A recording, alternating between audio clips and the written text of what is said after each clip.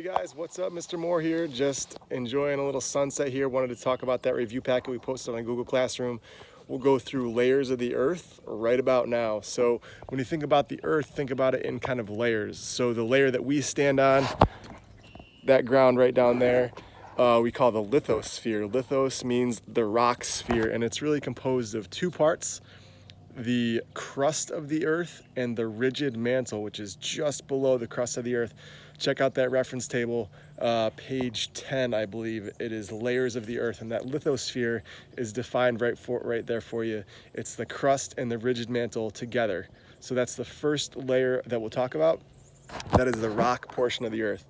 The second portion of the earth, if you're looking at that review packet, is the water portion of the earth. So if you take a peek down there, little puddle kind of down right about there somewhere, that's called the hydrosphere, and the hydro means water. So really that's any water that is on the surface of the earth.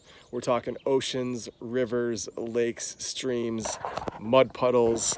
That's all part of the hydrosphere, the water portion of the earth. And secondly is where we live, or where we breathe, I should say. That's the atmosphere, and that is the gas portion of the earth.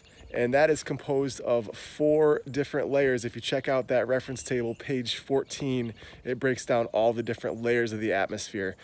The other gap there on your review sheet is the troposphere. The troposphere is this first layer of the atmosphere where we live, and it is the one closest to the earth, and it's where all of our weather occurs. So all these clouds, all the snow, all that jazz happens in the troposphere, because that's where all the water vapor is.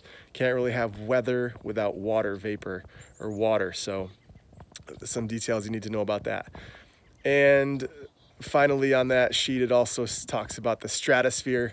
The stratosphere is just that second layer up. So it goes troposphere and then stratosphere. And within that stratosphere is what's called the ozone layer. And now the ozone layer is important because it protects us from harmful ultraviolet radiation from that guy right there.